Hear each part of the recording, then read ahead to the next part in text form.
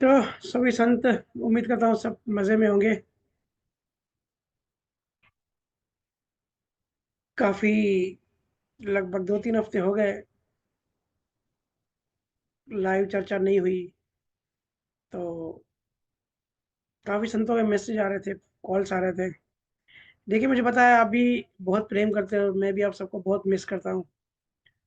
और खास करके बुधवार को एक हैबिट हो गई है एक दूसरे से मिलने की, लेकिन संजोग नहीं बन रहे थे और काफी कुछ ट्रेवलिंग में था। तो आज गुरु महाराज जी को साखियाँ लेंगे, लेकिन साखियाँ लेने से पहले कल जिन संतों को नियक्षर शब्द जागृत हुआ, उन सब संतों को बहुत बहुत बधाई। बहुत जन्म बाद ऐसा संजोग आता है कि नियक्षर नाम जागृत होने का मौका मिलता है। देखिए, पूरी दुनिया में 800 करोड़ लोग हैं। 800 करोड़ तो ह्यूमन बींग्स हैं। अब कितने सारे पेड़ पौधे, वायरस, बैक्टीरिया, कितनी जीवात्मा है सोचो पूरी जगत में। हर जगह जीवात्मा है, जीवात्मा है। समुद्र के अंदर कितनी मछलियां हैं, आज तक तो साइंस उसको खोज भी नहीं पाई। हार्डली समुद्र का 5% विज्ञान खोज पाया है। और कितनी बैक्टीरिया, हर एक बैक्टीरिया अपने आप में एक जीवात्मा है। और धरती पे जितने लोग रहते हैं ना, उतने आपके एक इंडिविजुअल के मुंह में उतने बैक्टीरिया हैं।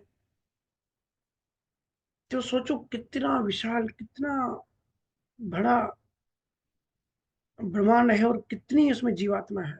अनंत जीवात्मा है। उसमें से 800 करोड़ लोग ह्यूमन फॉर्म में है, इंसान है। उनमें से भी कुछ खास लोगों को, चुनिंदा लोगों को ही शब्द जागृत होता है, नियक्षर जागृत होता है। तो कितना रेयर फिनोमिना है। ऐसी चीज मैं समझा नहीं सकता कि इसको क्या कहें।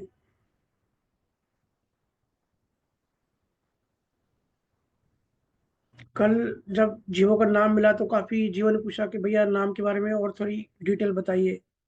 देखिए, नियक्षर के बारे में हम सब हमेशा चर्चा करते ही रहते हैं। हालांकि वो अचिंतन है, उसको उसका चिंतन नहीं कर सकते, उसके बारे में बात नहीं कर सकते, लेकिन फिर भी सबसे ज्यादा चर्चा उसी की हम करते हैं। नाम अध्यात्म की रोशनी है। और रोशनी से ही स्पष्टता आती है, क्लैरिटी आती है। किसी भी चीज में जब अंधेरा होता है क्या होता है, हम सब टकराते हैं एक दूसरे से।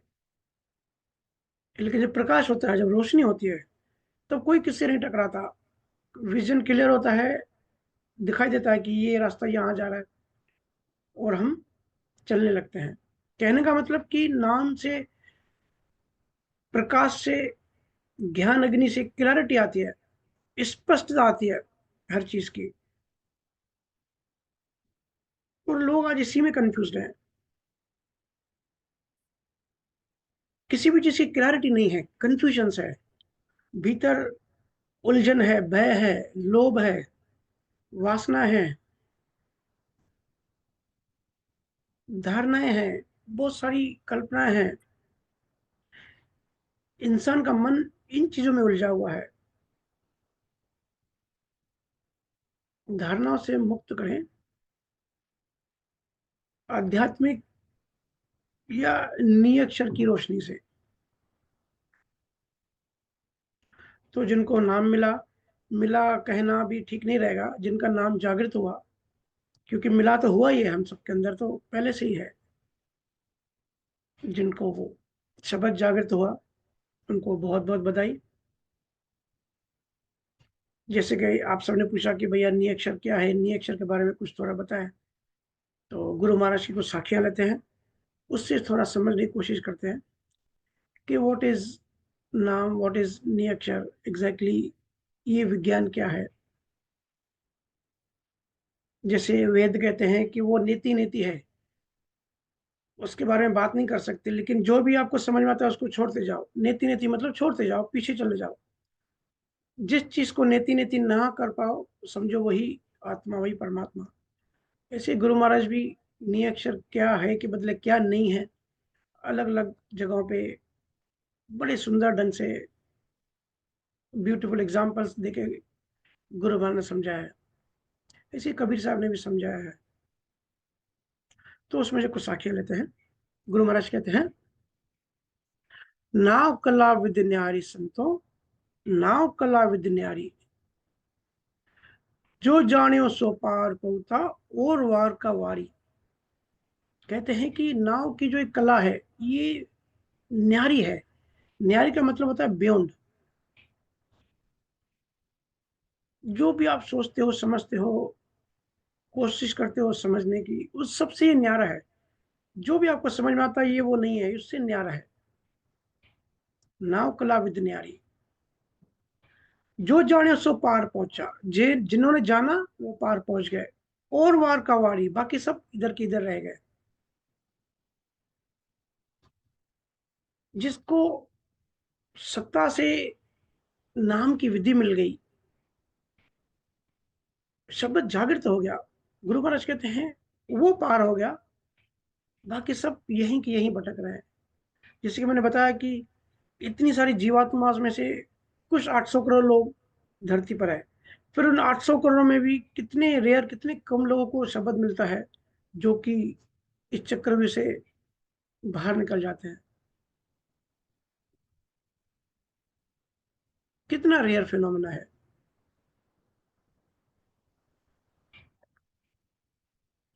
हम सब लाखों जन्मों से कभी बंदर बने, कभी बैक्टीरिया बने, अलग अलग शरीरों में घूमते रहे। कभी नरक में गए, कभी स्वर्ग में गए, कभी देव बने, कभी सूर्य तारे बने। कहने का मतलब हम सबको देह का बहुत एक्सपीरियंस है, देह का बहुत अनुभव है, शरीर का अनुभव है। इसलिए हर किसी को देखो देहाध्यास बड़ा इजी होता है, बड़ा सहजता से हर कोई अपने आप को इंसान मतलब शरीर समझता है। किसी को पूछो कि तुम कौन हो, अगर वो डॉक्टर होगा तो बोलेगा मैं डॉक्टर हूँ, मैं इंजीनियर हूँ। ये नहीं कहेगा कि मैंने डॉक्टरी की एजुकेशन ली है, इस डिग्री की मैंने पढ़ाई करी है, मेरे शरीर ने इतनी स्टडी करी। कहेगा मैं डॉक्टर हूँ। खुद को शरीर ही मानते हैं, बड़ी इजी, बड़ी सहजता से। क्योंकि देह का लाखों जन्मों की यात्रा में देह का एक्सपीरियंस है। इसलिए हम भूल गए कि हम चेतना है। बातें देखो कितनी होती है, हर कोई बात तो करता ही है। वो खास करके हमारे हिंदुस्तान में तो हर किसी को पता है कि भाई हम आत्मा है। गीता तो सबने पढ़ी होगी, एटलीस्ट घर में सुना ही होगा अपने बड़ों से कि मैं आत्मा हूँ। लेकिन आत्मा है कहाँ? अनुभव तो देह का हो रहा है। आत्मा सुना है, पर अनुभव तो आत्मा अनुभव में तो है ही नहीं। देह में तो, अनुभव में तो देह हो रही है। भूख लग रही है, नींद आ रही है, शरीर की जो जरूरतें हैं, हमारा ध्यान पूरी शरीर की जरूरतों में है। आत्मा तो हमारे आसपास भी नहीं भटकती। ऐसे कैसे होता है? क्योंकि चेतना आज कमजोर है। जैसे बल्ब होता है ना, बल्ब को आप डिम कर दो, बिल्कुल 10 वॉट पे कर दो, तो कैसा, रोशनी तो होती है लेकिन बिल्कुल डिम होता है पावर। वैसे ही आज कलयुग में सबकी चेतना डिम पावर में है। जड़ के आवरण इतने ऊपर चढ़े हुए हैं कि हम सब अज्ञान में हैं। ऊपर से सो कॉल्ड गुरु ज्ञान की दुकान खोल के बैठे हैं। अगर अंदर से प्यास जगती भी है कि सत्य की राह मिले, सत्य का ज्ञान हमको मिले, इसके लिए जब हम गुरु के पास जाते हैं तो वो गुरु ही वहां तक नहीं होता। क्योंकि बहुत सारी दुकानें खुल गई हैं ज्ञान की। तो चेतना बेचारी क्या करे, कैसे ढूंढे उस सत्य को?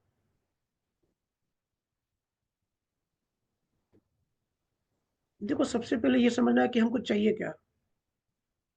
आखिर हमको चाहिए क्या? अपने आप से पूछो कि हमको, मुझे चाहिए क्या। जो इतना भटकाव है, इतना हम भटकते रहते हैं। मुझे चाहिए कि अपने आप से बार बार पूछते रहो, क्योंकि आपको जो चाहिए आपको वही मिलेगा, आपको वही सप्लाई किया जाएगा जिसकी आप डिमांड करोगे।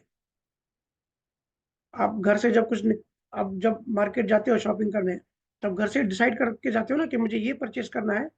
जैसे हम आपको सैंडल चाहिए, शू चाहिए, जूते चाहिए, तो आपको जूते की दुकान पे जाना है। इतना तो डिसीजन होता है ना, कि जूते चाहिए और आप जा रहे हो कपड़े की दुकान पे। ऐसा तो नहीं होता है ना।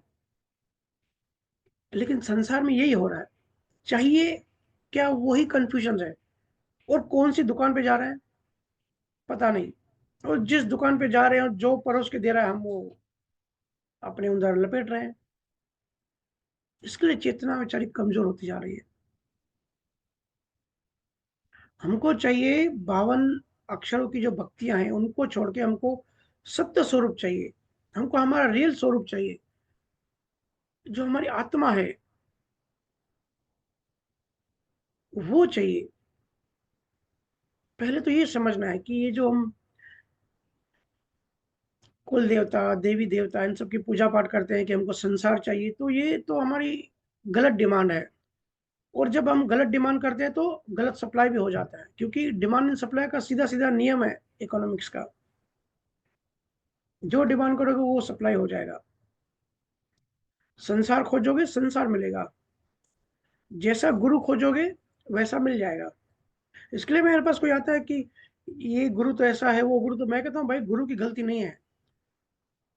जो लोग वैसी बातें खोजने जा रहे हैं, जो संसार खोजने जा रहे हैं,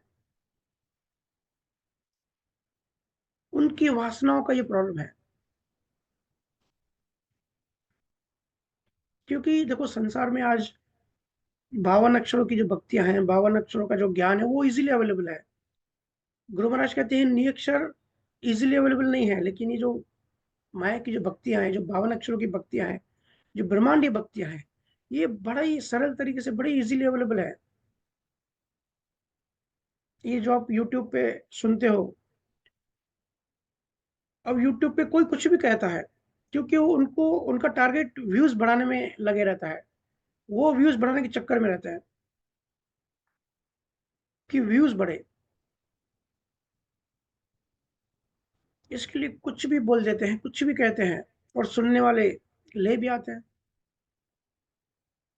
तो इसको कहते हैं इंफॉर्मेशन, इंफॉर्मेटिव ज्ञान। इसको अनुभव या विजडम नहीं कहते। और याद रखना, रावण को भी, रावण ने भी वेदों से ज्ञान लिया था और रट्टा मारा था, ज्ञान को याद किया था, ज्ञान को अनुभव नहीं किया था। हम सब भी आज यही कर रहे हैं, रट्टाफिकेशन कर रहे हैं। लोग मेरा सत्संग सुन के उसको याद करते हैं। अरे भाई याद करने का तो मैं बहुत अगेंस्ट में हूँ। बुद्धि में डाल भी दोगे तो जब तक शरीर है तब तक, उसके बाद क्या। ज्ञान बोध में जाना चाहिए, चेतना में जाना चाहिए। नहीं तो अक्सर, अब ऐसा हुआ अभी, जब कभी भी छुट्टी होती है ना, अभी जैसे होली के दिन छुट्टी थी। होली के दिन लगभग सबको छुट्टी होती है, तो मैं देख रहा था कुछ आध्यात्मिक ग्रुप्स में मुझे जबरदस्ती जोड़ के रखा हुआ है। तो वैसे तो वो हर कोई बिजी रहता है तो ग्रुप ठीक ठाक रहता है, लेकिन जब छुट्टी थी तो मैं देख रहा था तीनों चारों ग्रुप में एक साथ डिबेट चल रही है, लड़ाई चल रही है। मतलब कोई कुछ भी कह रहा है, अनुभव नहीं है, लेकिन वेदों के कहाँ पे क्या है, कितने तत्व है, कितनी ब्रह्मांड है, कितने स्वर्ग है, कितने नरक पे, इस पे डिबेट चल रहा है, जो कि फिलोसॉफिकल चीजें हैं। और धीरे धीरे वो डिबेट कब आर्ग्यूमेंट में बदल गई, कब झगड़ा झाटा शुरू हो गया। बड़ी हंसी आ रही थी मुझे तो। मैं तो बैठ के सिर्फ पढ़ रहा था। ये होता है बिना अनुभव रट्टा मारू ज्ञान। जब तक निज नाम नियक्षर जागृत नहीं है, तब तक सारा ज्ञान अज्ञान है। बहुत बड़ी बात कह रहा हूं, फिर से कह रहा हूं, ध्यान से सुनिए। जब तक नियक्षर जागृत नहीं है तब तक जो भी ज्ञान जहां से भी लिया, जितना भी ज्ञान, वो सारा का सारा कचरा है, सारा का सारा अज्ञान है। और आज के समय ही सबसे ज्यादा नियक्षर की और ध्यान की जरूरत है। क्योंकि आज हो क्या रहा है ना, हर किसी के मन की स्पीड बहुत बढ़ गई है। आप सब ऑब्जर्व करें अपने अपने परिवार में, अपने अपने घर में मन की स्पीड कितनी बढ़ गई है, और बढ़ती ही जा रही है। इतनी बढ़ जाती है कि आदमी पागल होते जा रहा है। देखो अपने आसपास कितना पागलपन है, कितनी वासना है, कितनी लालच, कितनी लड़ाई है। हर कोई गुस्से में है। देखो रोड पे एक गाड़ी टच भी हो जाए ना, गुस्सा फूट पड़ता है। हर कोई एग्रेशन में है, हर किसी के अंदर एक तेज है, हर कोई डिप्रेस है। थोड़ा किसी को सिर्फ बहाना दो या किसी को छेड़ दो, सीधा मरने मारने पे आ जाएगा। क्योंकि मन बहुत स्पीड से चल रहा है, मन की गति इतनी फास्ट है, आज तक इतनी फास्ट कभी नहीं हुई थी। तो मन जो है नाम से स्लो होता है, सुमिरन से स्लो होता है। Anxiety, negative thoughts, negative projection इतनी तेज गति से उनकी जो फ्रीक्वेंसी है, फिर ये कन्वर्ट हो जाती है डिप्रेशन में। और फिर डिप्रेशन से फिर लोगों को बेचैनी, और आज तो ऐसा हाल हो गया, मेरे पास इतने लोग आते हैं कि नींद नहीं आती लोगों को, फिर उदास उदास रहते हैं। और जीवन जीवन की मीनिंग ही नहीं समझते। जीवन उनको मीनिंगलेस लगता है। कितने लोग मुझे कॉल्स मैसेज करते हैं, कहते हैं कि ध्यान करने में मन रोकता है, हम ध्यान नहीं कर पाते, हम भजन सुमरन नहीं कर पाते। अरे भाई, एक बात समझो, भजन सुमरन ध्यान का मतलब है मन की मौत। और मन अपनी मौत आसानी से करने नहीं देगा, क्योंकि चेतना कमजोर है। क्योंकि नियक्षर नहीं है तो चेतना कमजोर है, नियक्षर का सहारा नहीं है। मन बड़ा मजबूत है।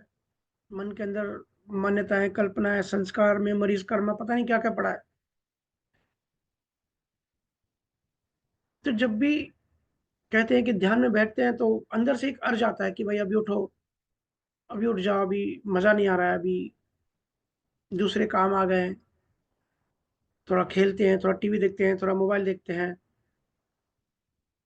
तो देखो, इसको अगर ठीक करना है ना, तो मैंने कुछ लोगों को ये तरीका बताया है कि सबसे पहले तो भजन सुमरन ध्यान का एक टाइम फिक्स करें और जगह फिक्स करें, और एक निश्चय कर ले कि कितना भी अंदर से अर्ज आए कि उठो उठो। जैसे पहले 5 मिनट बैठते थे, नेक्स्ट डे 7 मिनट बैठो, उसके नेक्स्ट डे 10 मिनट बैठो। अंदर से अर्ज आने दो, आपकी कैपेसिटी बढ़ती जाएगी। जैसे जिम जाते हो ना, जिम में अगर आज आपने कुछ एक्सरसाइज कर ली, मसल का पावर दे दिया, तो नेक्स्ट डे उसकी और कैपेसिटी बढ़ जाती है। ऐसे ही मेंटल पावर कहें या विल पावर कहें, इसकी भी कैपेसिटी बढ़ती जाती है। शुरू शुरू में परेशानी होगी, लेकिन एक एक मिनट अगर बढ़ते जाएंगे तो बढ़ते जाएगा, आपकी कैपेसिटी बढ़ती जाएगी। और गुरु से प्रार्थना करें, गुरु से हमेशा शक्ति मांगे। भक्ति से चेतना को शक्ति मिलती है। चेतना में ध्यान का बोध बढ़ता रहता है। अगर चेतना को शक्ति मिलेगी, तो अगर मन को शक्ति मिलेगी, तो अज्ञान का अहंकार बढ़ता जाएगा। सिर्फ दो ही चीजें हैं, या चेतना या मन, या जड़ या चेतन।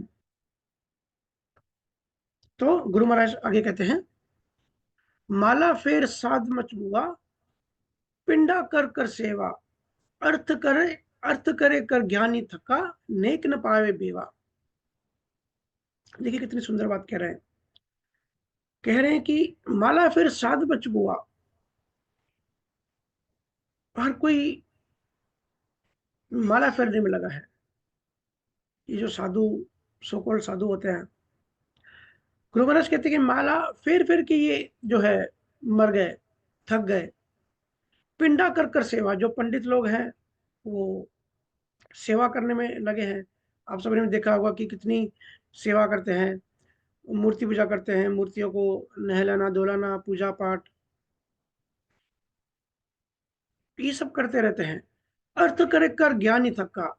ज्ञानी जो है, जो गुरु महाराज कह रहे हैं, ज्ञानी मतलब सो कॉल्ड ज्ञानी, जो सिर्फ ग्रंथों का अर्थ करते हैं। कहते हैं अर्थ करे कर ज्ञानी थका, अर्थ कर करके वो थक गए। नेक न पायो बेवा, उनको भी मतलब नियक्षर का भेद नहीं मिला। गुरु महाराज कह रहे हैं कि ये सब करने के बाद भी नियक्षर का भेद नहीं मिलता। अब देखिए, जैसे अभी कुंभ मेला समाप्त हुआ, लगभग 60 करोड़ लोगों ने कुंभ में गए, गंगा में वहां नहाए, संगम में। तो देखो, 60 करोड़ लोग कितने होते हैं, कितने पानी में कितने बैक्टीरियाज होंगे, पूरा बैक्टीरियल पानी था। अब लोगों को भी पता है कि पूरा बैक्टीरियल पानी है, फिर भी वहां जाके नहा रहे थे। भजन सुमरन ध्यान करना उनको घर बैठे मुश्किल लगता है, लेकिन इतना दूर प्रयागराज जाना, ना ट्रेन की टिकट मिलती है, रोड पे ट्रैफिक जाम है, लेकिन फिर भी जाना और इतने बैक्टीरियल पानी में नहाना उनको आसान लगता है।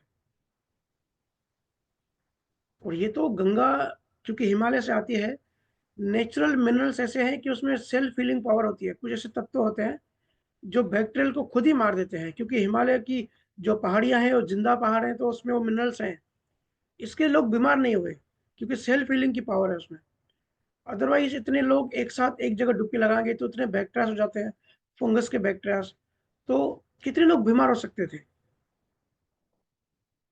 लेकिन देखो, मन को आसान काम चाहिए, मन सब करा लेगा, जिससे उसकी मौत नहीं होगी।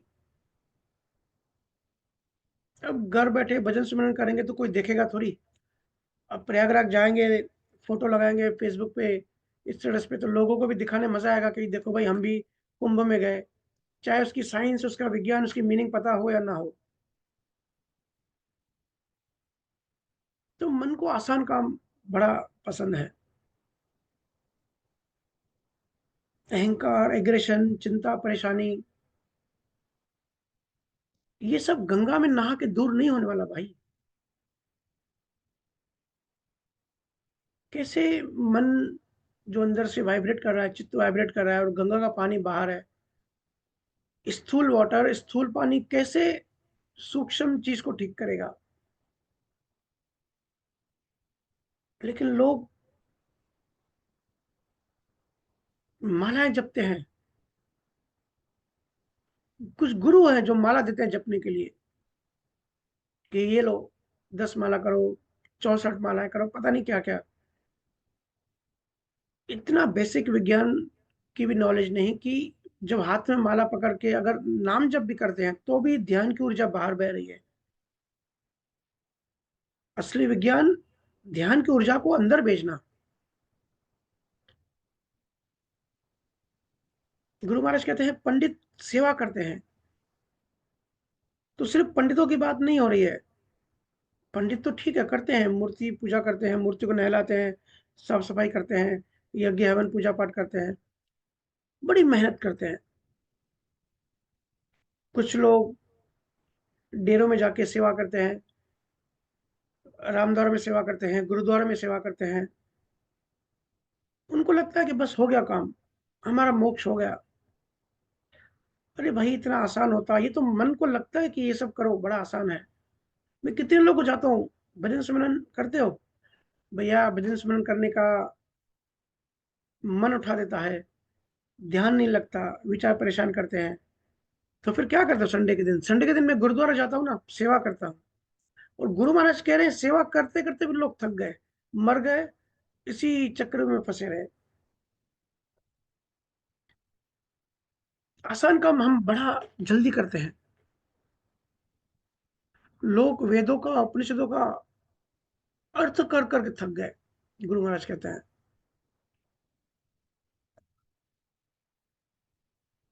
बड़ा आसान लगता है कि भाई अर्थ करो,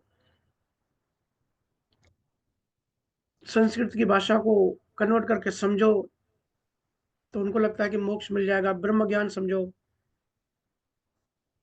इतना आसान कैसे हो सकता है? गुरु महाराज क्लियर कह रहे हैं कि इससे भी भेद नहीं मिलेगा। और गुरु महाराज ने जगह जगह पे ये चीज बताई है।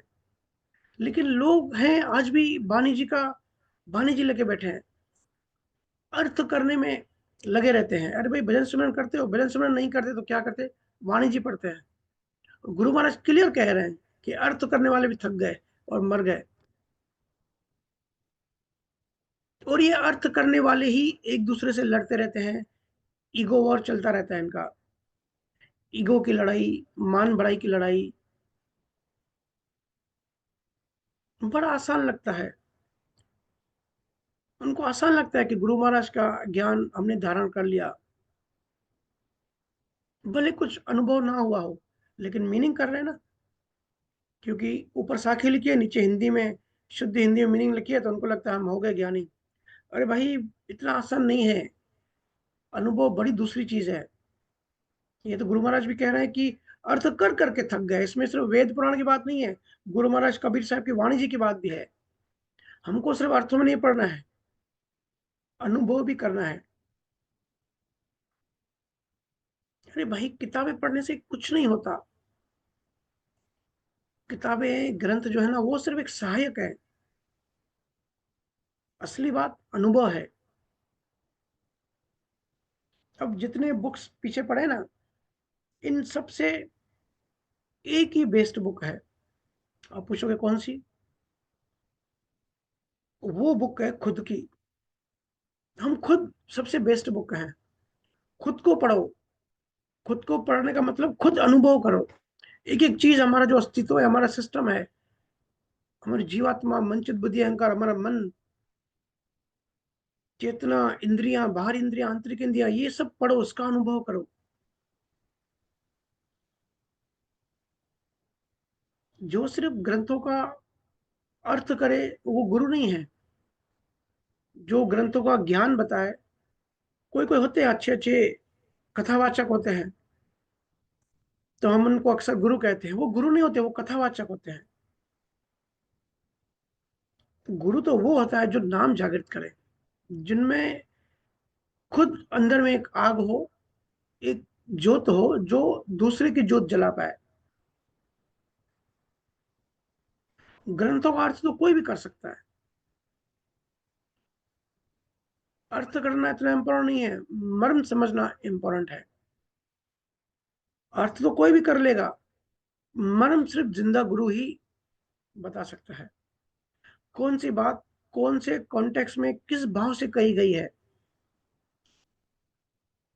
ये सिर्फ जिंदा देहधारी गुरु ही समझा सकता है।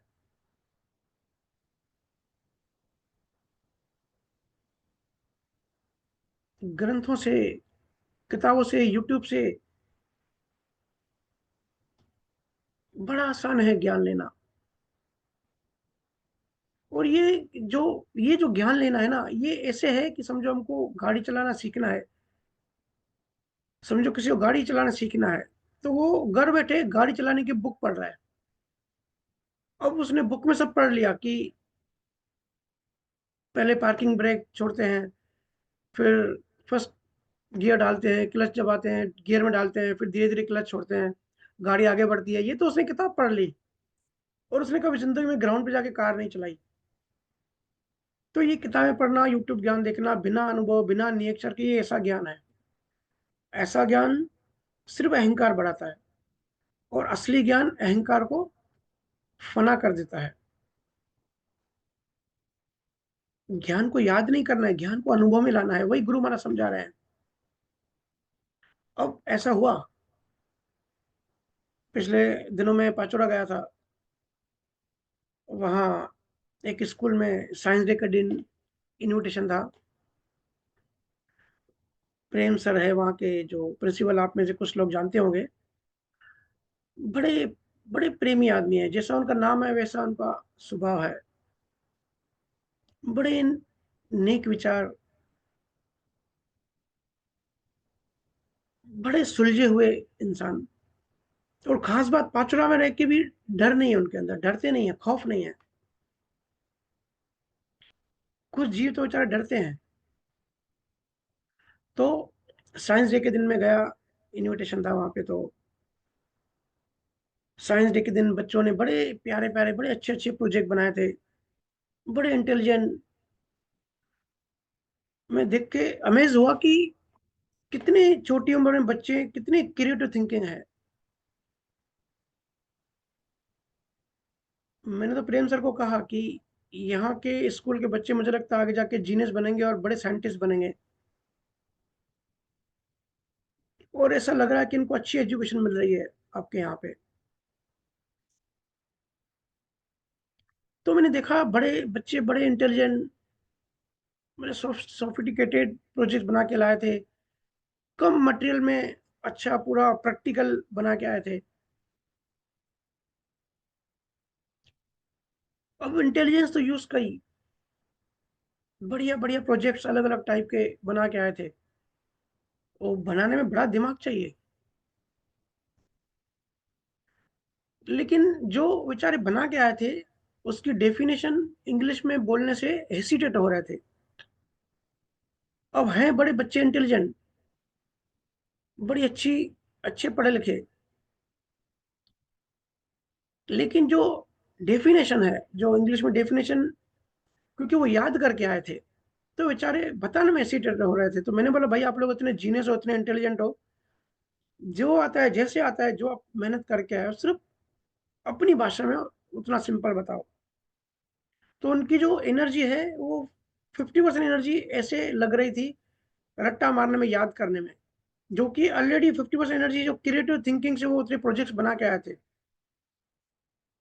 तो सेम ऐसे ही अध्यात्म में भी होता है। कुछ लोग ज्ञान को याद कर लेते हैं, रट्टा मार लेते हैं, साखियों के रट्टे मारते हैं, वेदों के, इवन गीता के जो दोहे होते हैं, कबीर साहब के दोहे, रट्टाफिकेशन करके आते हैं, एक फिक्स रेडियस में वो याद करके आते हैं। तो अगर उस रेडियस से बाहर कभी उनसे कोई क्वेश्चन पूछो तो बेचारे मुंझ जाते हैं। इसलिए मैं बार बार कहता हूँ, ज्ञान खोपड़ी में नहीं, चेतना में होना चाहिए, जो कि अनुभव से आता है। रावण को भी अनुभव ज्ञान नहीं था, इसलिए डूब गया। बड़े बड़े सो कॉल्ड ज्ञानी, यूट्यूब ज्ञानी, इसमें डूब जाते हैं। आपने तो देखा ही है, बिना अनुभव, रट्टाफिकेशन, कॉपी पेस्ट ज्ञान से कैसे बड़े बड़े गुरु डूब गए। अरे नियक्षर बिल्कुल अलग बात है। नियक्षर तो ऐसा है, जिसे लोहा होता है ना, चुंबक को खींच लेता है। सॉरी, चुंबक जो होता है लोहे को खींच लेता है अपनी तरफ। ऐसे ही नियक्षर श्रुति को खींच लेता है। इसको डायरेक्ट भक्ति या विहंगम, गुरु की विहंगम चाल कहते हैं। कबीर साहब ने बताया है, विहंगम चाल का मतलब होता है कि डायरेक्ट श्रुति को खींच लो। तो नियक्षर श्रुति को अपने पास खींच लेता है, कर्मों को डिलीट करते हुए। अभी कर्मों ने फंसा रखा है, तो कर्मों को डिलीट करते हुए श्रुति को अपने पास खींच लेता है। याद रखना, गुरु से गुरु से चेतना बढ़ानी है। और चेतना हमारी जहां होगी, जिस डायमेंशन में, जिस लेवल पर होगी, उसी रेडियस में हमारी यूनिवर्स होगी, उसी रेडियस में हमारी दुनिया होगी। हमारा थॉट प्रोसेस, हमारी थिंकिंग, हमारे आचरण, हमारा आचार विचार, सब उसी रेडियस में होगा जहां हमारी चेतना होगी। वही सुख दुख, वही आनंद, वही उसकी मनोदशा होगी, जिस लेवल पे चेतना होगी। इसलिए अध्यात्म याद करने का मार्ग नहीं है, अध्यात्म चेतना को बढ़ाने का मार्ग है। और हर चीज इन्फेक्शन होती है, सुख भी, दुख भी, आनंद भी। जिसके पास जो होता है वो वही देता है और उतना ही देता है। अगर किसी जीव में, किसी इंसान में या किसी गुरु में भी अगर भय होगा, डर होगा, चिंता होगी, कर्तव्य होगा, अंधविश्वास होगा, अज्ञान होगा, अहंकार होगा, पाखंड होगा, रूढ़िवादी होगा, तो वो भी आगे वही देगा। हर इंसान वही दे सकता है जो उसके पास है, जिस रेडियस में वो है, जो जहां खड़ा है उसी लेवल की बातें देगा, उसी लेवल का ज्ञान देगा। ये ऐसा है, इस एग्जाम्पल समझे कि अगर कोई लखपति गुरु है तो उसका शिष्य लखपति ही बनेगा, हाईएस्ट। कोई करोड़पति गुरु है तो उसका शिष्य करोड़पति बनेगा। ये एग्जाम्पल है, ज्ञान की बात हो रही है। अगर किसी का गुरु हजारपति है तो वो हजारपति तक ही जाएगा, रेडियस नहीं बढ़ेगा। और गुरु महाराज भी कहते हैं कि जो जिसकी जैसी भक्ति करेगा वैसी उसको वैसा फल मिलेगा। इसलिए गुरु तो छान के करना, गुरु वही करना जो अल्टीमेट ज्ञान दे, उससे कम बिल्कुल नहीं। जिसके पास जाओगे, जिसके पास जितना होगा वो वही देगा। तो आगे गुरु महाराज कहते हैं, जोगी आंत दोय पचमुआ, गिगन चढ़ावे वाई, जप तप माय पच्या सन्यासी, वाह विद नेक न पाई। गुरु महाराज कहते हैं,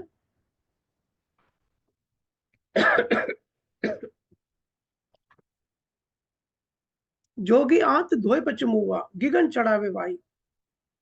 कहते हैं जो जोगी होते हैं, जो साधु होते हैं, सोकल साधु, वो आंत दोए पचमुआ, वो आंत मतलब जो हमारी इंटेस्टाइन होती है, हिंदी में क्या कहते हैं उसको, आंत ही कहते हैं शायद। इंटेस्टाइन धोते हैं, मतलब ऐसी योगिक क्रियाएं होती है जैसे शरीर शुद्ध करते हैं ना। आज भी कुछ आयुर्वेद में और ऐसी साधना है जिससे पेट साफ होता है।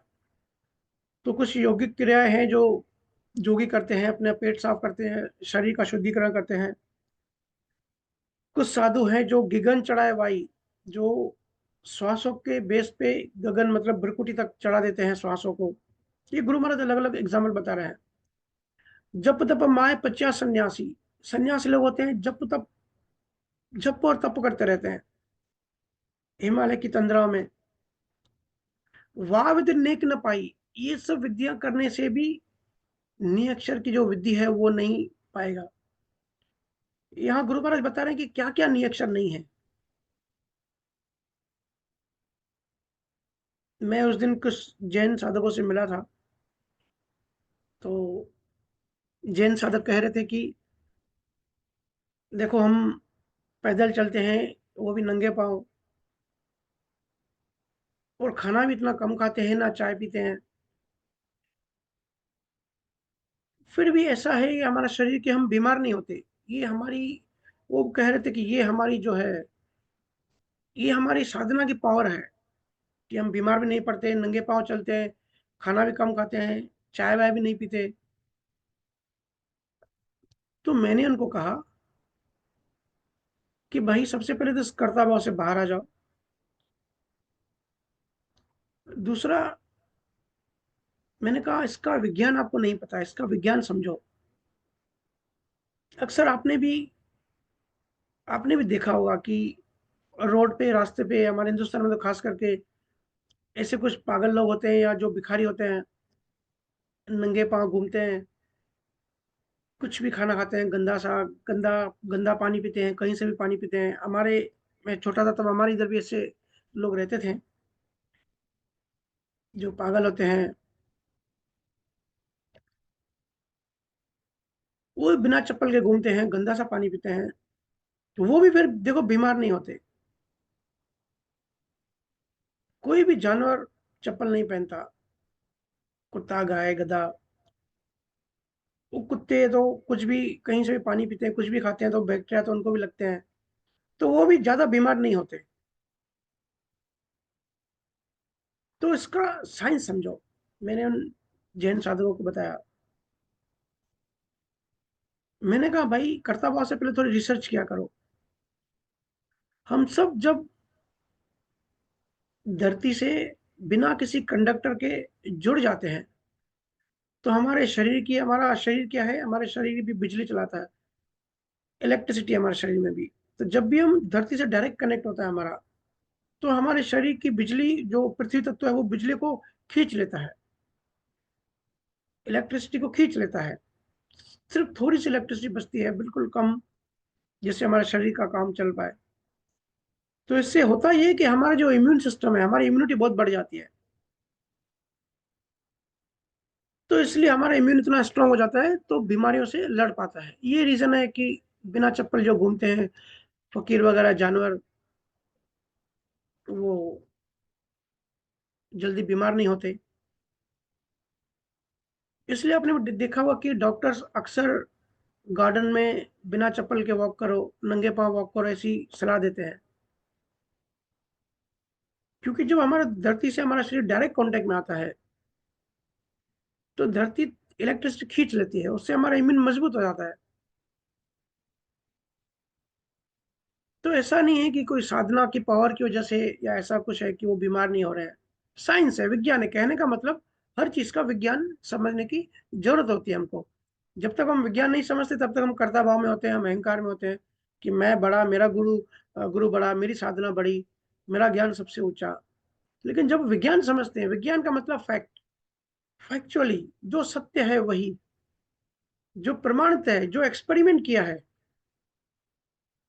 और हम इंसान भी एनिमल्स हैं। मनुष्य एडवांस्ड बंदर है। हम भी सब बंदर ही हैं, सोचो हम सब बंदर ही हैं, सिर्फ हम एडवांस हो गए। सोचने समझने की शक्ति विकसित हो गई, लॉजिक आ गया, इंटेलिजेंस आ गई, समाज बनाया, कपड़े पहनने लगे, रोबोट्स बनाए हमने। तो हम सब भी एनिमल्स ही हैं। तो इस तरीके से अलग अलग तरह से गुरु महाराज कहते हैं कि नियक्षर नहीं है। आगे कहते हैं, जोगी आत दोए दोगी आत दोए मचबुआ गिगन चढ़ावे भाई, जप तप माय पच्चा सन्यासी वाह विद नेक न पाई। ये जो श्वासों की जो साधनाएं होती हैं, जो ब्रह्म ज्ञानी खास करके करते हैं, सोहम का जाप करते हैं, गुरु महाराज कहते हैं कि ये भ्रकुटी में गगन पे चढ़ जाते हैं। जब तप माए पचा सन्यासी, सन्यासी पच जाते हैं, पक जाते हैं, मर जाते हैं तपस्या कर करके। वह विद्या नेक न पाई, ये विद्या उनके पास भी नहीं है। कौन सी विद्या? नियक्षर की। उनके पास भी ये विद्या, ये भेद नहीं है। क्योंकि गुण अलग है। जैसे अ, जैसे गहना होता है ना, ज्वेलरी होती है, तो गहना कांच का भी होता है और गोल्ड का भी होता है, लेकिन गुण अलग अलग होता है दोनों का। ऐसे ही नाम तो बहुत सारे होते हैं, नाम 52 अक्षरी नाम बहुत होते हैं, लेकिन नी अक्षर का गुण बिल्कुल अलग है। तो नी अक्षर का गुण अलग है, 52 अक्षर नाम का गुण अलग है। मेरे पास बहुत लोग आते हैं कि भैया हमने भी नाम लिया हुआ है, हम हमने भी गुरु करा है, तो फिर हम कैसे फिर नी अक्षर की जागृति कैसे कर सकते हैं? अरे भाई, 52 अक्षरी नाम नाम नहीं होता। नाम मतलब नाम जागृत होना चाहिए। हम आसानी से जाते हैं, आसानी से ले लेते हैं, और देने वाला आसानी से दे भी देता है। इतना आसान मामला नहीं होता।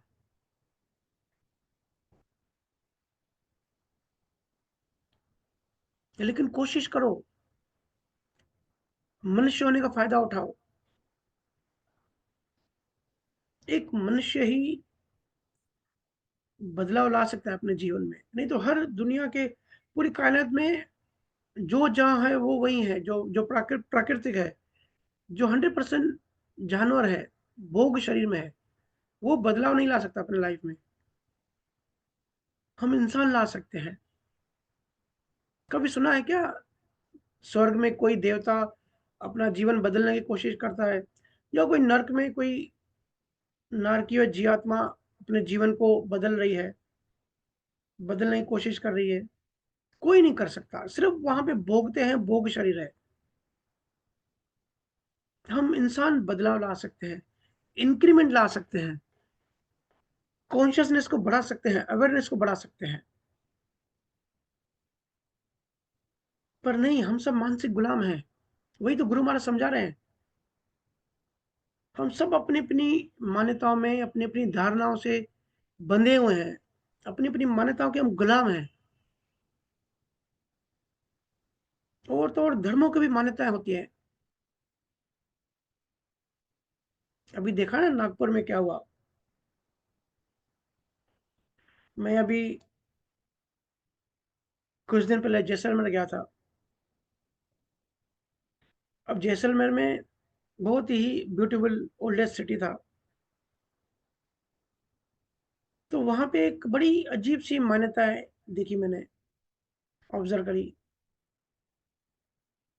कि हर घर के बाहर गणपति का जो मूर्ति है वो पेंट करी हुई है, और जो उस घर में लेटेस्ट शादी हुई है उसकी डिटेल्स लिखी हुई है। मतलब लास्ट शादी घर में जिसकी हुई, उसकी डेट और लड़के-लड़की के नाम, खानदान के नाम, पूरी डिटेल दीवार पे छपी हुई थी। और ये एक घर में नहीं, बहुत सारे घरों में वहाँ तो ऐसे ट्रेंड देखा। ऐसी मैंने कहीं नहीं देखी मान्यता। तो वहाँ के लोकल गाइड ने बताया कि ये मान्यता ऐसी है कि ये ऐसा मानते हैं कि दीवार पे डिटेल लिखने से पति-पत्नी में डाइवोर्स नहीं होता। और अगर समझो दूसरी शादी हुई, तो पहली का मिटा के जो लेटेस्ट हुई है अभी-अभी, उसकी डिटेल्स डालते हैं। अरे भई, कर्मों में लिखा होगा तो डाइवोर्स होगा, कर्मों में नहीं लिखा होगा तो डाइवोर्स नहीं होगा। इसमें गणपति विचार का क्या दोष? कैसी-कैसी मान्यताएँ, प्रथाएँ चलती रहती है। और ऐसा भी नहीं है कि अनपढ़ लोग, अच्छे एजुकेटेड लोग भी, लोगों के घर के बाहर भी ऐसे बोर्ड लगे हुए थे। कर्मों का नॉलेज, कर्मों का ज्ञान नहीं है, आध्यात्मिक ज्ञान नहीं है। गुरु महाराज आगे फरमाते हैं, "वेद लबेद वेद पछताका, निअक्षर नहीं पायो, हद को छाड़ गयो बेहद में, तो ही रितो फिर आयो।" कहते हैं, "वेद लबेद वेद पछताका, निअक्षर नहीं पायो।" वेद, लबेद, वेद, गुरु महाराज कहते हैं कि ये भी, इन लोगों ने भी निअक्षर का जो वेद है वो नहीं पाया। जो वेदों की स्टडी करते हैं, जो वेदांत होते हैं, वैदिक शास्त्र पढ़ते हैं, उन्होंने भी निअक्षर नहीं पाए हो। जो लवेद की स्टडी करते हैं, देखिए वेद जो है वो कहते हैं कि ब्रह्मा ने वेद को जन्म दिया, मतलब ज्ञान दिया। ब्रह्मा ने नारद को बताया और नारद ने फिर वेद व्यास को बताया। वेद व्यास ने वेदों का ज्ञान संसार में दिया। ऐसी जो वेद है, वेद का ज्ञान हमने पहले इसकी सत्संग में चर्चा करी हुई है। वेद क्या है, वेद क्या है, लवेद क्या है, सूक्ष्म वेद क्या है। तो जो वेद है वो महादेव ने मशींद्रनाथ को दिया, और मशींद्रनाथ ने अपने शिष्य गोरखनाथ को दिया, और गोरखनाथ ने पूरे संसार में ये ज्ञान दिया। लबेद जो है वो ज्ञान शक्ति ने शेष को दिया, और शेष ने फिर विश्वकर्मा को दिया, और विश्वकर्मा ने पूरे जगत को दिया। लेकिन गुरु महाराज कह रहे हैं इन सब के पास भी निज नाम का भेद नहीं है, इनके पास भी वो निअक्षर की बात नहीं है। नाम जो सप्तकला है वो इनमें भी नहीं है। अब देखो भाई, दुनिया में जितना भी ज्ञान आप देखते हो ना, हिंदुस्तान की बात नहीं कर रहा, पूरी दुनिया में सारा ज्ञान कहीं न कहीं वेदों से लिया हुआ है। 90% ज्ञान वेदों से है पूरी दुनिया में। बहुत सारे वेस्टर्न फिलोसोफर भी इस चीज़ को एक्सेप्ट करते हैं। अरिस्टोटल हुआ, जिसने एटम बम बनाया, अल्बर्ट आइंस्टाइन, सब जो है ना हमारे ज्ञान को स्टडी करते हैं। वेद, वेद लवेद सब, ये ज्ञान 90% ज्ञान यही है सबके पास। पर गुरु महाराज कहते हैं कि इन सब में भी वो निअक्षर नहीं है। वो जो नाम कल जागृत हुआ कुछ जीवों में, गुरु महाराज कहते हैं ऐसा नाम इन सब के अंदर भी नहीं है।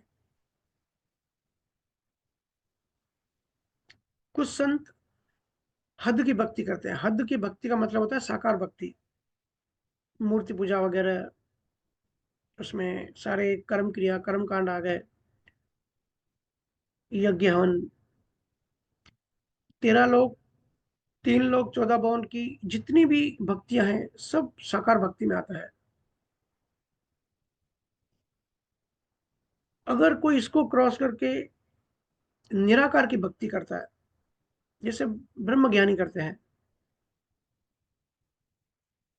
उसको गुरु महाराज कहते हैं बेहद की भक्ति। अगर कोई बेहद की भक्ति भी करता है तो उसकी पहुंच भी मैक्सिमम ज्यादा से ज्यादा पर ब्रह्म तक पहुंचेगा।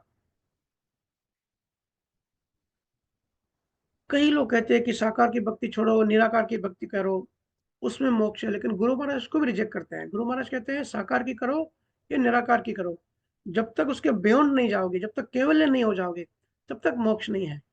निराकार से भी वापस आना पड़ता है, बेहद से भी वापस आना पड़ता है। तो बेहद या निराकार भक्ति में भी निरीक्षण नहीं है। कोई पर ब्रह्म तक पहुंच भी जाएगा, फिर भी उसको वापस आना पड़ेगा। देखो गुरु महाराज कितनी गहरी बात, कितनी साइंटिफिक बात कह रहे हैं, कितनी गहरी बात है। देखो आज ये साइंस ने प्रूव किया है। एक साइंटिस्ट है, उसका नाम Roger Roger Penrose, Roger Penrose करके साइंटिस्ट है। उसने मस्त खोज बताई है। उसने क्या कहा कि अभी तक लोग यही मान रहे थे कि पूरा जो यूनिवर्स है, पूरा जो ब्रह्मांड है, ये बिग बैंग से बना। बिग बैंग मतलब एक राई के दाने में, दाने जितना पूरा यूनिवर्स के जो तत्व हैं उसमें कॉम्प्रेस थे। ग्रेविटी के कारण सब एक दूसरे से जुड़े थे। पूरा ब्रह्मांड एक राई के दाने के अंदर था। अभी तक ये, अभी तक जो जितनी भी रिसर्च हुई है ना, साइंटिफिक साइंटिफिक रिसर्च यही जाके पहुंचती है कि 14 billion years ago big bang हुआ, ब्लास्ट हुआ, उससे सारे तत्व निकले, फिर डस्ट बनी, स्टार्स बने, गैलेक्सीज बनी, हमारी धरती बनी। ये सब कुछ बाद में बना। राई के दाने में सब कुछ अंदर दबा हुआ था, कॉम्प्रेस था।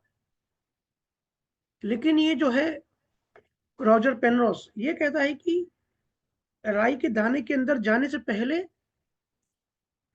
इसके पहले भी यूनिवर्स था। तो ब्लास्ट से राई के दाने से निकला नहीं, निकलने से पहले पूरा यूनिवर्स, पूरा ब्रह्मांड उसके अंदर गया। तो पूरा ब्रह्मांड कॉम्प्रेस होके राई के दाने के अंदर गया, और वो अभी जो जिसको बिग बैंग कहते हैं, ब्लास्ट हुआ, फिर अभी का यूनिवर्स, अभी का संसार बना। कहने का मतलब ये कह रहा है कि यूनिवर्स बार बार बनता है, यूनिवर्स बार बार एक छोटा हो जाता है, बिल्कुल राई के दाने जितना कॉम्प्रेस हो जाता है। जैसे हम आज साइंस भी जानता है कि ब्लैक होल इतनी ग्रेविटी पावरफुल है, कोई महा ब्लैक होल है, वो सबको अपने अंदर ले लेता है, पूरे ब्रह्मांड को खा जाता है, फिर नया ब्रह्मांड बनता है। यही बात गुरु महाराज ने 300 साल पहले कही। सोचिए कितना आगे का विज्ञान है। गुरु महाराज कहते हैं कि, और ना सिर्फ बताइए, इसकी कैलकुलेशन भी दी कि 36 कल्पों, हर 36 कल्पों बाद सृष्टि शिव ब्रह्म में जाके समा जाती है। पूरा ये जो 3 लोक 14 भुवन है और निराकार के 13 लोक है, ये सब शिव ब्रह्म में जाके कंप्रेस हो जाते हैं। मतलब कि जिसको ब्रह्मज्ञानी या आम भाषा में जिसको मोक्ष समझते हैं, कि यहाँ की साधना करी, सोहम की साधना करी, बिरकुटी में गए या त्रिकुटी में गए, शिव ब्रह्म तक गुरु महाराज कहते हैं उनकी पहुंच शिव ब्रह्म या पार ब्रह्म तक है। तो वहां क्या होता है कि उनको उनके हिसाब से वो मोक्ष है, लेकिन वो टेम्पररी मोक्ष है। वो वहां पे यूनिवर्स पूरा जाके बंद हो जाता है, फिर ब्रेक होता है। कितना? 36 कल्पों का। 36 कल्पों की बहुत कैलकुलेशन है, अरबों खरबों सालों की बात है। 36 खरबों बाद फिर से बिग बैंग होता है, फिर से ब्लास्ट होता है, सारी चीजें शिव ब्रह्म से निकलती है, पूरा यूनिवर्स बनता है। ऐसे गुरु महाराज भी कहते हैं और आज साइंस भी कहती है, रॉजर पेनरोज भी कहता है यही चीज।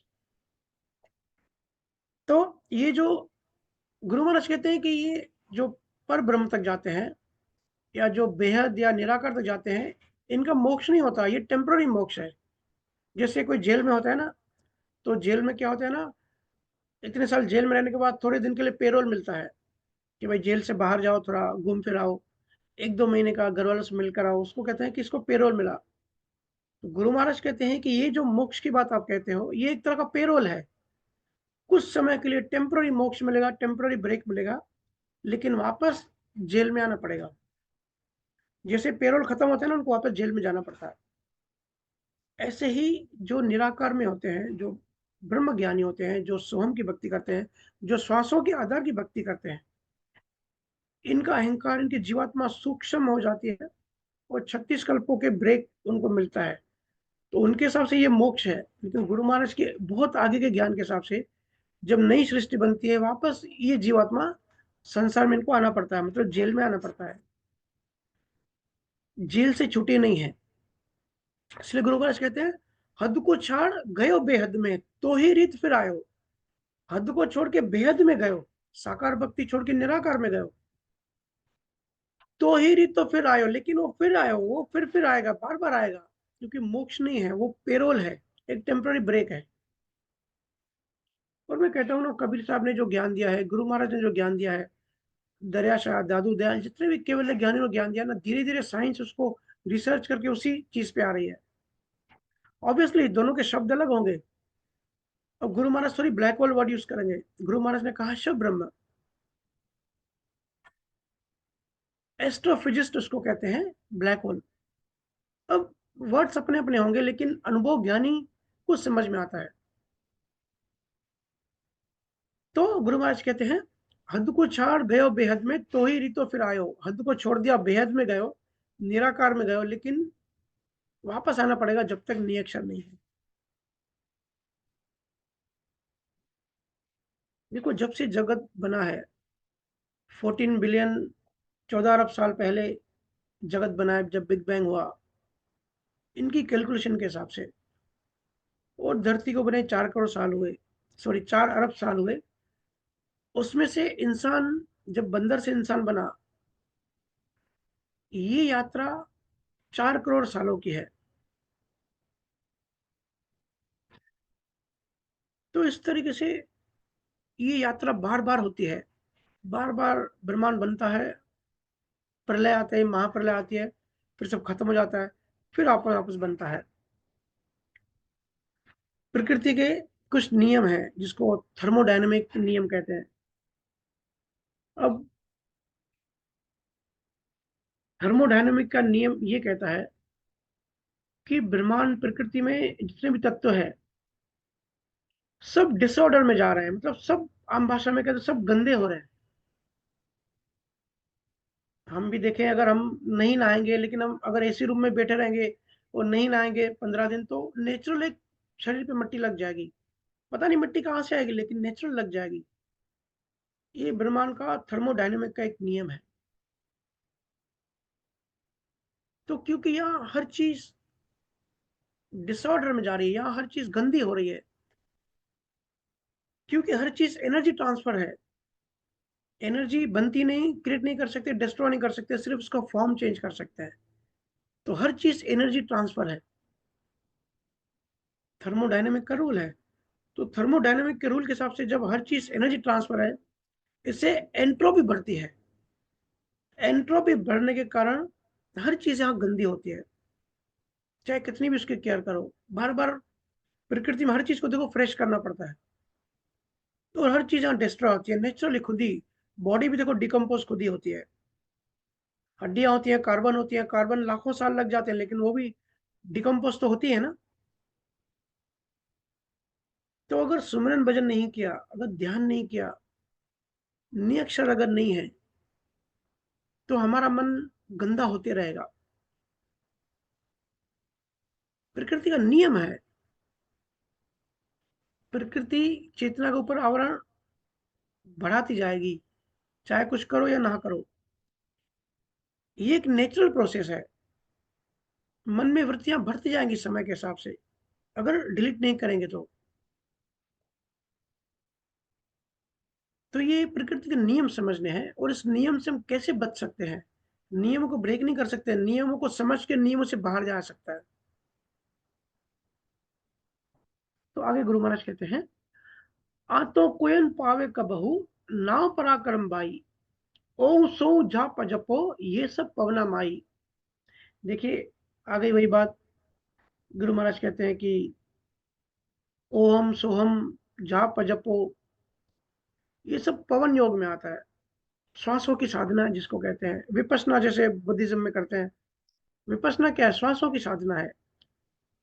गुरु महाराज कहते हैं जो भी श्वासों की साधना है, जिस भी साधना में श्वास यूज हो रहा है,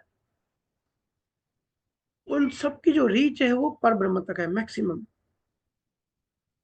वो भी निज नाम नहीं है, वो भी नियक्षर नहीं है। नाम पराक्रम भाई, वो नाम नहीं है।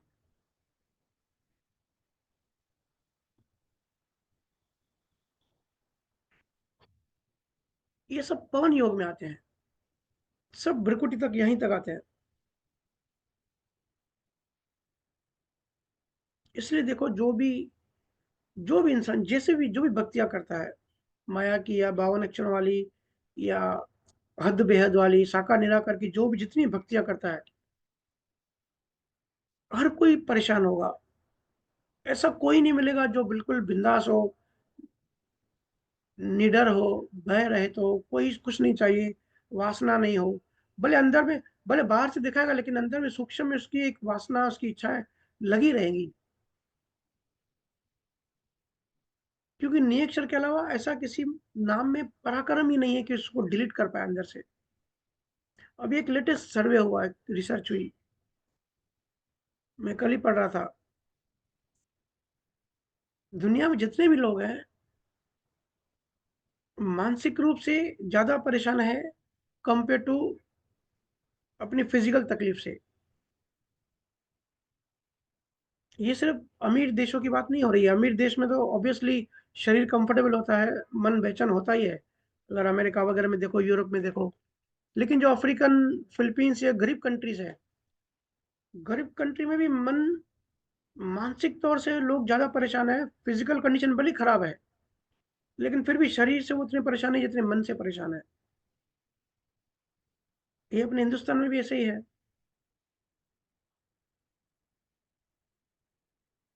ये इसलिए है क्योंकि मन लाखों जन्मों से यात्रा करते आ रहा है, और 52 अक्षरों की भक्तियों में ऐसा गुण ही नहीं है कि चित्त को साफ कर पाए। क्योंकि रीच पर ब्रह्म तक है, उसके आगे उसके बियॉन्ड जा ही नहीं सकते। इसलिए थोड़ा ना बहुत हर किसी के मन में वासनाएं, कल्पनाएं, इच्छाएं, तृष्णाएं, अहंकार, ये सब सूक्ष्म रूप से आपको मिलेगा ही मिलेगा। कहते हैं ना, आजकल कोई संत इंसान तो दिखाई नहीं देता।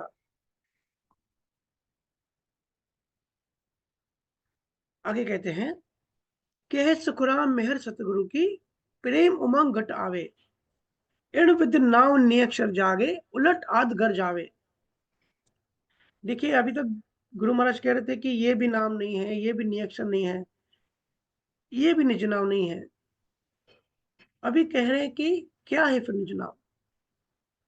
कहे सुखराम मेहर सतगुरु की, प्रेम उमंग घट आवे। कहते हैं जब सतगुरु की मेहर होती है, तब घट में प्रेम पैदा होता है। और जब प्रेम पैदा होता है, इस प्रेम से सतगुरु के निजमन से मेहर आती है। प्रेम का जो रिफ्लेक्शन होता है सतगुरु की तरफ, फिर सतगुरु का रिफ्लेक्शन जो है, मेहर जाती है। इस मेहर से सतनाम या नियक्षर जागृत होता है। कोई विधि विधान नहीं, कोई कर्मकांड नहीं, कोई सांसों की साधना नहीं, कोई क्रियाकांड नहीं, बिल्कुल सहज और सिंपल। इण विधि नाव नियक्षर जागे, इस विधि से सिर्फ प्रेम। मैं कहता हूँ ना, प्रेम ये सब एक वर्ड है, लेकिन जो इसका एहसास करता है ना, उसी को ही पता होता है कि प्रेम क्या होता है। लव वर्ड प्रेम नहीं है, वो तो एक वर्ड है। जैसे आग वर्ड, आग नहीं है, वो तो एक वर्ड है। असली आग तो जला देती है। ऐसे ही असली प्रेम जला देता है अहंकार को। गुरु महाराज कह रहे हैं, कुछ नहीं चाहिए, इण विद नाव नियक्षर जागे, उलट आदगर जावे। और जब नियक्षर जागृत हो जाता है, तब उलट आदगर, मतलब जब शंखनाल से लेकर ऊपर बंकनाल तक जब चढ़ाई करते हैं, देखो हम सबने पहले भी चर्चा करी है कि 7 चक्रों की कुंडलिनी साधना तो कोई भी कर लेता है, बिना गुरु के, बिना प्रेम के भी वो साधना कोई भी कर लेता है घर बैठे, क्योंकि सिर्फ 7 चक्र होते हैं। उनकी यात्रा भृकुटी से लेके पैर के अंगूठे तक, पैर के अंगूठे से भृकुटी तक, बस आगे के 7 चक्रों में ही चलती है। लेकिन जो पश्चिम का जो मार्ग है, जो बंकनाल जिसको कहते हैं, बंकनाल का रास्ता खोलने के लिए नियक्षर चाहिए। बड़ी ताकत लगती है वहां से ऊपर चढ़ने में। आप सब में जिनको अनुभव है उनको पता होगा कितना हार्ड होता है। हालांकि शब्द होता है तो बड़ी सहजता से ऊपर चढ़ जाते हैं, लेकिन फिर भी कितना अनुभव होता है। तो जो मोक्ष का जो मार्ग है वो पश्चिम का मार्ग है, भंकनाल का मार्ग है। और इस मार्ग से चेतना या श्रुति शब्द के साथ जा सकती है। और शब्द जागृत कैसे होता है? कहे सुखराम मेहर सतगुरु की प्रेम उमंग गायब, जब प्रेम पैदा होता है। गुरु महाराज ने नहीं लिखा है कि भाई सेवा करो या पैसे दो या दूसरा कुछ करो, गुरु को खुश करो, कुछ नहीं, सिर्फ प्रेम। और ऐसा भी नहीं होता कि गुरु के सामने जाना पड़ता है, प्रेम के लिए सामने नहीं जाना पड़ता, क्योंकि अंदर का मामला है। घर बैठे भी हम प्रेम की वाइब्रेशन भेज सकते हैं, फिर गुरु के अंदर से वो रिफ्लेक्शन होके मेहर बन के आ जाती है। एण विद नाम नियक्षर जागे उलट आदगर जावे, इस विधि से नाम जागृत होता है। और जीवात्मा जो है, जो श्रुति है, वो उलट आदगर जावे, पीछे पश्चिम के मार्ग से ऊपर चढ़ के अपने आदगर, जो जिस घर से आया है, जो असली घर है, उस घर श्रुति वापस जाती है। तो सतगुरु में जब प्रेम फ्लो होता है तब शब्द जागृत होता है। लेकिन अब यहाँ भी एक परेशानी है कि पता कैसे पड़े कि असली गुरु कौन है, क्योंकि यहाँ तो असली गुरु तो कोई दिखाई नहीं देता, हम सब कलयुग में हैं। नकली गुरु भी इस तरीके से आ जाता है कि बिल्कुल असली लगता है। देखो नकली ज्वेलरी असली ज्वेलरी से भी अच्छी लगती है, महिलाओं को तो खास करके पता होगा। हमारे उल्लासनगर में हर चीज का डुप्लीकेट अभी तो नहीं बनता, लेकिन कुछ साल पहले बनता था। अगर किसी कंपनी ने असली जीन्स बनाई तो दूसरे दिन नकली जीन्स यहाँ पे बन जाती थी। अगर किसी कंपनी ने वॉच लॉन्च करी तो उल्लासनगर में नकली वॉच, ट्रू कॉपी जिसको कहते हैं, बन जाती थी। इंसान को छोड़ के हर चीज यहाँ नकली बन जाती थी।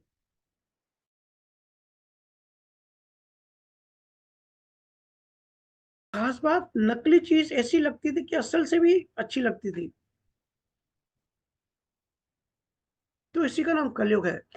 ऐसे ही नकली गुरु भी बड़े अच्छे लगते हैं, बड़े ज्ञान की बात करते हैं, बड़ी वाणी साखियां याद करके बोलते जाते हैं।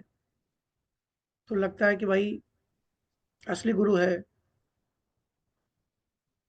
देखो मैं इसलिए कहता हूँ कि ऐसे ही किसी को गुरु मत बनाओ, मुझे भी मत बनाओ। पहले खूब रिसर्च करो, खूब लॉजिक माइंड लगाओ। जैसे शादी करते हैं ना, तो लड़का लड़की क्या करते हैं, एक दूसरे की पूरी जांच करते हैं, इंक्वायरी करते हैं। लड़की के माँ बाप लड़की की इंक्वायरी करते हैं, लड़की के माँ बाप लड़की की इंक्वायरी करते हैं, पूरे खानदान की पूरी कुंडली निकालते हैं। पूरी जांच पड़ताल होती है, क्योंकि भाई लड़की दे रहे हैं या लड़के वाले कहेंगे कि लड़की को अपने घर बुलाना है, तो जांच पड़ताल तो करनी चाहिए। लेकिन वो तो मामला पहले ही सेटल होता है, पहले ही कर्मों में जो होती है, शादी उसी से होती है। और वो सिर्फ इस जीवन का ही होता है। गुरु तो अलौकिक होता है। गुरु को अच्छे से अच्छे से रिसर्च करके ढूंढना चाहिए। ऐसे किसी भी बात पे बिना, अगर कोई बिना सर पैर की बात हो, बिना लॉजिकल बात हो, बिना साइंटिफिक बात हो, तो बिल्कुल भरोसा मत करना। और गुरु से सवाल करना, बहुत जगहों पे तो सवाल करने की मना ही करता है कि सवाल आ गया तेरे अंदर, गुरु पे शक किया मतलब तेरे अंदर शैतान आ गया। ये सब डराने की बात है। असली गुरु हमेशा कहेगा कि सवाल पूछो। जितने आपके मन में दुविधा है, लॉजिकल माइंड में जितने सवाल आते हैं, हर तरह के सवाल करो गुरु से। फिर जब एक दूसरे की इंक्वायरी करते हैं, फिर सेटिस्फाइड हो जाते हैं, फिर शादी हो जाती है। फिर वो पति पत्नी बन जाते हैं। फिर तो ऐसे गहराई से पति पत्नी एक दूसरे को मान लेते हैं। फिर उनको याद नहीं करना पड़ता कि ये मेरी पत्नी, ये मेरा पति। नींद में भी, सपने में भी उनको पता है कि ये मेरी पत्नी है। दिन को भी तपाती है, सपने में भी आके डराती है। याद ही होता है ना, बोलना पड़ता है ना याद रखना पड़ता है। इतना सहज, इतना नेचुरल वो रिश्ता बन जाता है। ऐसे ही गुरु पे शक करो, गुरु पे पूरा लॉजिक माइंड लगाओ, लेकिन जब लॉजिक माइंड सेटिस्फाइड हो जाए, जब थक जाए, तब वो दरवाजा खोल देता है, अनंत सबकॉन्शियस माइंड के दरवाजे। फिर एक सहज ही गुरु पे प्रेम फ्लो होता है, सहज ही गुरु पे, गुरु को समर्पण करने की इच्छा होती है। फिर सहज ही, फिर एक सहजता आ जाती है। गुरु महाराज उसकी उसी प्रेम की बात कर रहे हैं। जब ऐसा प्रेम जब सप्लाई होना शुरू हो जाता है, तब गुरु से जो रिफ्लेक्शन आता है वो मेहर होती है, नी अक्षर की मेहर। उसके बाद फिर सपने में भी अगर आए कि मेरा गुरु कौन है, तो ये गुरु मेरी भक्ति, ऊंची भक्ति। किसके लिए भक्ति कर रहे हैं? अपनी आत्मा के लिए, सत्य स्वरूप के लिए, उस असल तत्व के लिए। नहीं चाहिए हमको ये घर, गाड़ी, बंगला, रिश्ते, ये तो वैसे ही मिलने वाले कर्मों से। हमको चाहिए असली चीज। तो सपनों में भी याद रहना चाहिए। इतनी इतनी गहराई होनी चाहिए। जैसे पति पत्नी ना याद रखते हैं ना भूलते हैं, ऐसे ही गुरु को भी न याद रखना पड़े ना भूलना पड़े। या जो हमारा असली उद्देश्य है, हमारा असली उद्देश्य क्या है? परमात्मा को पाना, मुक्ति को पाना। इसको न याद रखने की जरूरत पड़े और ना ही ये भूले, ऐसा सहज हो जाए। तो गुरु से खूब सवाल जवाब करो। लेकिन जब सेटिस्फाइड हो जाए, जब लॉजिक माइंड को संतुष्टि मिल जाए, तो फिर प्रेम में डूब जाओ। क्योंकि प्रेम के बिना, गुरु महाराज ने कहा ना कि प्रेम से नीक्ष जागृत होता है, दूसरा ऑप्शन है ही नहीं। प्रेम उमंग घट आवे। प्रेम जरूरी नहीं है, कंपलसरी है भक्ति मार्ग में या मोक्ष मार्ग में। तभी फिर सतगुरु के निज मन से जो है नाम की जागृति की मेहर आती है। और ये गुरु को, ये गुरु में देखो, सतगुरु वही होता है जिसको कर्ता भाव नहीं हो। कर्ता भाव मतलब जिसमें कर्ता भाव आ गया कि मैं गुरु हूं, मैं नाम जागृत करता हूं, तो वो गुरु ही नहीं है। असली केवल ज्ञानी को तो कोई कर्ता भाव होगा ही नहीं। क्योंकि उसके करने से नहीं होता, उसके होने से होता है, उसके प्रेजेंस से होता है। जैसे सूर्य के प्रेजेंस से रोशनी आती है। सूर्य कोई रोशनी भेजता नहीं है, रोशनी देता नहीं है, उसके प्रेजेंस से आती है। क्योंकि वो उसमें गुण है। और वो गुण इसलिए ही है क्योंकि वो अकर्ता भाव में है। तब जाके नाम जागृत होता है। अभी तक गुरु महाराज ने कहा कि नेति नेति, ये भी नाम नहीं है, ये भी नाम नहीं है, लेकिन फिर नाम क्या है? प्रेम और समर्पण। तब यहाँ पे जीवात्मा जो है, यहाँ पे पहली बार शब्द जागृत हो जाता है। एक स्पार्क आ जाता है। जैसे आप में से कई लोग एक्टिवा चलाते होंगे, तो जो बटन होता है, जब बटन दबाते हो ना, तो बैटरी से एक स्पार्क जाता है, जिससे इंजन स्टार्ट होता है। तो ये जो हम गुरु को प्रेम बेचते हैं, गुरु से रिफ्लेक्शन में मेहर आती है। ये मेहर क्या करती है? ये बटन दबाती है। लाखों करोड़ों जन्मों से हमारी सोई हुई चेतना जो परतों के नीचे सोई पड़ी है, जो दबी पड़ी है, जो भूल गई है, अपने आप को शरीर समझती है, वो जागृत हो जाती है।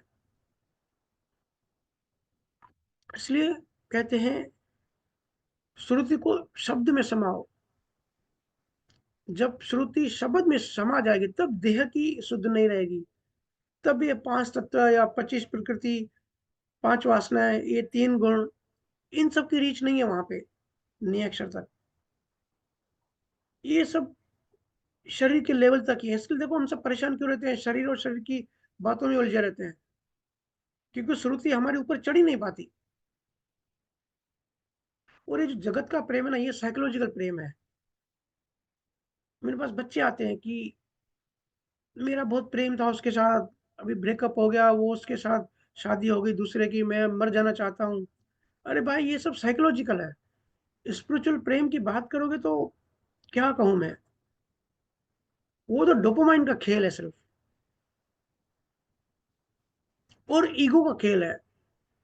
आज आप किसी को प्रेम करते हो, कल वो दूसरे को प्रेम करती है तो आप उससे नफ़रत करने लगते हो। तो ये मन की ईगो ईगो की या ब्रेन की डोपामाइन केमिकल रिएक्शन है।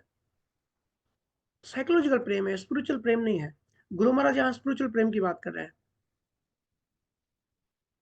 श्रुति शब्द में रहे, श्रुति मतलब ध्यान, और सबसे महँगी चीज़ आज कौन-सी है? सबसे महँगी चीज़ है आपका ध्यान, आपका अटेंशन। आपका अटेंशन कहाँ है? आपका ध्यान किन चीज़ों में है? आप पूरे दिन क्या करते हो? पूरे दिन नफ़े-नुकसान की, पैसे कमाने की, धंधे की बातें सोचते रहते हो, तो आप जानवर ही हो। चिंता मनन करो सोने से पहले कि आपका ध्यान कहाँ है? पूरा दिन आपने क्या किया? क्योंकि सबसे महँगा आपका अटेंशन है। ध्यान दो कि आपकी इतनी इम्पोर्टेंट ऊर्जा आप कहाँ लगा रहे हो? तो वो एक मूवी थी ना, मैं उस दिन देख रहा था, धड़कन फ़िल्म। उसमें एक सुनील शेट्टी का डायलॉग है, एक अंजलि है, "अंजलि मैं तुम्हें भूल जाऊँ ये हो नहीं सकता, और तुम मुझे भूल जाओ ये मैं होने नहीं दूँगा।" अब मैं मूवी के माध्यम से, क्योंकि मूवी देखता हूँ तो थोड़ा चिंतन मनन भी करता हूँ, कि देव ने पूरी ऊर्जा लगा दी अंजलि के पीछे। पूरी कोशिश करता रहा कि मुझे मिले, मुझे मिले। उसकी पूरी यूनिवर्स, पूरा रेडियस, पूरी दुनिया ही वो अंजलि हो गई। इतनी इम्पोर्टेंस दी उसने अपने जीवन में। ये तो मूवी का एग्ज़ाम्पल दे रहा हूँ, लेकिन ये मूवीज़ होती है ना, हमारे समाज का आईना होती है, तो हम सबके बीच में ये सब होता है। ऑब्ज़र्व करना अपने-अपने परिवारों में। तो देव ने इतनी इम्पोर्टेंस दी अंजलि को, लेकिन जो अंजलि का जो हस्बैंड था राम, अक्षय कुमार, उसके लिए इतनी इम्पोर्टेंस नहीं थी। वो इतनी इम्पोर्टेंस, इतनी वैल्यू नहीं करता है अंजलि को। तो जो हमारे लिए इम्पोर्टेंट है, वो दूसरे के लिए इम्पोर्टेंट नहीं है। तो हम क्यों एक चीज़ के पीछे अपना जीवन नष्ट करते हैं? राम के लिए इतनी इम्पोर्टेंट नहीं थी, देव के लिए इम्पोर्टेंट थी। तो ऐसे ही सोचो, हमारी चेतना कहाँ-कहाँ, किन-किन चीज़ों में फँसी हुई है। हम पूरे दिन में किसको इम्पोर्टेंस देते हैं? कोई पैसे को इम्पोर्टेंस दे रहा है, कोई मोह को इम्पोर्टेंस दे रहा है, कोई मेरे बच्चे, कोई घर को इम्पोर्टेंस दे रहा है, कोई प्रॉपर्टी के लफड़ों में पच-पच के मर रहा है, कोई अध्यात्म में, कोई मंदिरों में, कोई भक्तियों में, कोई गुरु के प्रति, गुरु मतलब जो सो कॉल्ड जो भावन भक्ति वाले हैं, किसी को सेवा करने का अहंकार है। देखो आपकी इम्पोर्टेंट ऊर्जा कहाँ खत्म हो रही है। अपनी इम्पोर्टेंट ऊर्जा सिर्फ़ परमात्मा को दो। सिर्फ़ अपने मोक्ष के लिए, अपनी मुक्ति के लिए कार्य करो।